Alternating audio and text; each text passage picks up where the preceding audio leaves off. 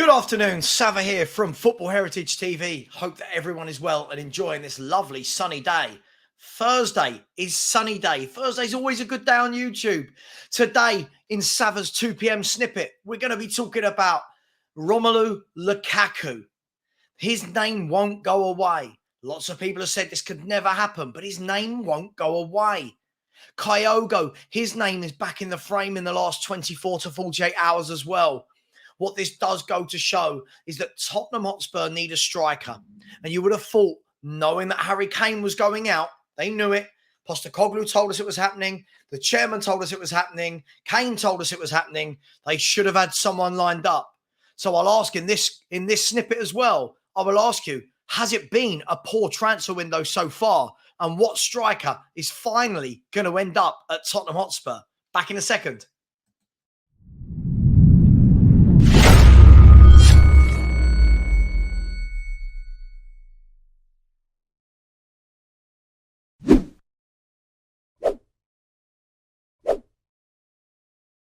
Yes, good afternoon. Happy Thursday to you. Let's jump straight in and let's talk about the big elephant. The elephant in the room at Tottenham Hotspur is the need for a goal scorer. Yes, we are going to score goals from all around the pitch, but we need one bloke at least who can play that line. And I do not think it's Richarlison. Many people feel the same. Many keep saying things. It's the sentimental things, isn't it? It's the we've not learnt things. Give him a chance. He'll come good. This is a guy that scored less than 100 goals in his career by the age of 26. When will he come good? When will he become that goal scorer we need? So let's have a look at a couple of the options that are flying around. Don't ever go at me. These are flying around. Google it. You will see a number of different publications putting these sources out. The first one we're going to talk about is an obvious link. It's an easy link. But does it make sense? So we're going to talk about Kyogo of Celtic. So let's have a look at his details, shall we? If we look at Kyogo Furuhashi, to give him his full name, this is what Kyogo has done. Maybe that's a tiny bit small, so I will just bring that up a little bit bigger for everyone.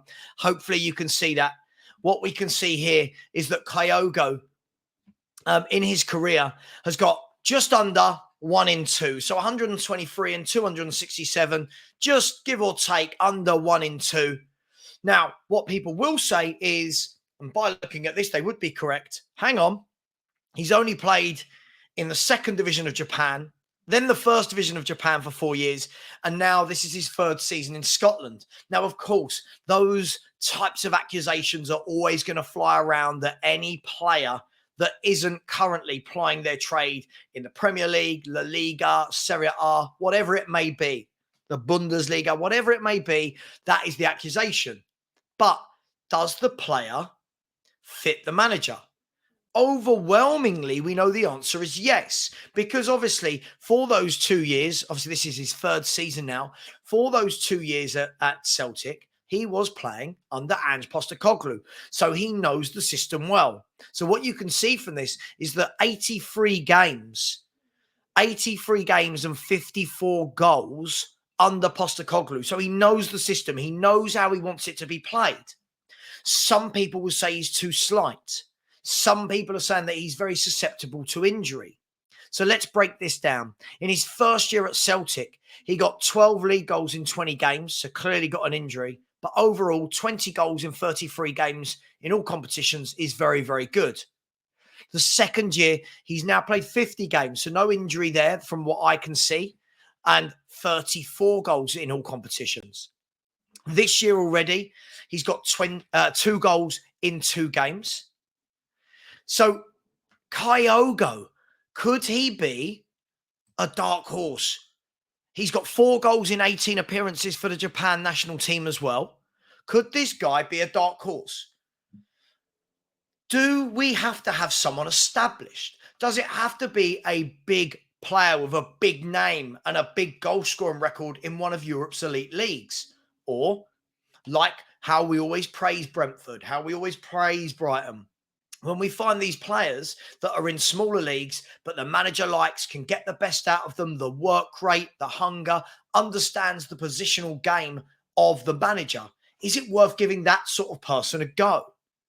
So Kyogo, for me, would be a very interesting signing Now, he has just signed a new contract with Celtic, but in this crazy world of transfer markets, do contracts really mean a lot anymore?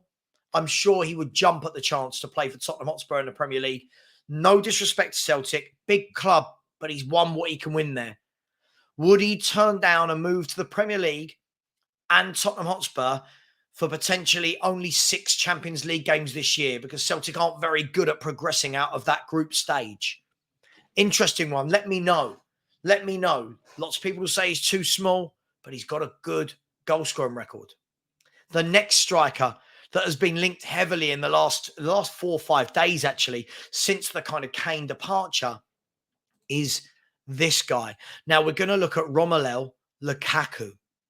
Now, Lukaku is a really interesting one. This is a footballer that divides opinions, but would we have it any other way at Tottenham? Isn't that what we do? We divide opinions. By the way, I'm just providing some evidence and facts. I am not saying I want Lukaku at the football club, but this is a guy that has a very good goal scoring record. He does. Now, we'll come to the attitude part in a minute, but no one can take that away from him. His goal scoring record is very, very good. He's played 589 games and got 280 goals. So that's just under a goal every 2 games. That's not a bad record considering that he's plied his trade in the Premier League, mostly in the Premier League, and also a couple of years in Italy in Serie A. Now, we know Lukaku can be a handful on his day. We know he can be a powerful beast. We also know that he can absolutely go missing. We also know that at times his touch can look really, really poor. We've seen it. His best year is here. 25 in all competitions, 26 in all competitions, 27, 34 in all competitions, 30 in all competitions. So this is a guy that does have a pedigree of goal scoring. For me, I'm going to say it. I don't think this type of player suits the system. That's just me. It's only my opinion. I don't think it suits the system. I think that he'll be better than Richarlison. I will say that immediately. I think he'll offer a more physical presence than Richarlison. I think he'll bully defenders. But will he offer better hold-up play? I don't know. Will he offer better running in behind? I don't know. Will he offer a better goal-scoring record? We do know. We do know that he offers a much better goal-scoring record than Richarlison. Now we can look at his attitude. This has always been pointed at him wherever he's been, whether it's Everton, Chelsea, Man United, Inter Milan. Lots of people talk about his attitude. And for some reason, he does move around quite a lot and doesn't ever seem to find his forever home, if we're going to use that analogy. For me, I think it's a non-starter, Lukaku. I think there's a lot more to it with Kyogo. I think that one makes sense. But Lukaku, I just can't see happening. Other strikers on that list that won't go away. The names won't go away. Eloahi. Sorry, I think I've got that right. Eloahi, who's been rumoured to be going to Chelsea and then on loan to Strasbourg. He's a player that people have been looking at. Vlahovic, his name constantly is being linked to Tottenham Hotspur. Didn't make the move to Bayern because Kane went there. He was linked with PSG, didn't go there because Gonzalo Ramos went there. Mitrovic's name has been linked, but Mitrovic, we know, is going over to Saudi Arabia. Apparently, that deal is about to be wrapped up in the next 48 hours. After that, where are you looking? Where are you looking for centre forwards? Mawani? Would Mawani come to Spurs? Would Spurs outlay all of that money on one player? Whereas you could probably get a Kyogo for 35, 40 million and still have money left over, the proverbial Kane money. One thing is for sure, we do still need 2 or 3 more options into this squad. For me, I think it's still through the middle. I think it's a DM, I think it's a centre-back, and I think it's a centre-forward. Right back, I've been very open that I want a new right back. I think that will have to wait. But Spurs need to get a move on. There are 14 days to go with this window. And the worrying thing about this is it's a big squad. And no one seems to be leaving. Lloris is still there. Ndombele is still there. Sanchez, Tanganga, Sessegnon. Obviously, he's injured, but he's still there. Brian Hill is injured, and he's still there. Skip's still there. Sarr's still there. Lo Celso's still. There's a lot of footballers at this club. Jed Spencer's not gone anywhere. Like there's a lot of footballers at this club, Eric Dyer being one of them, who wants to fight for his place. So I'm going to leave it like this.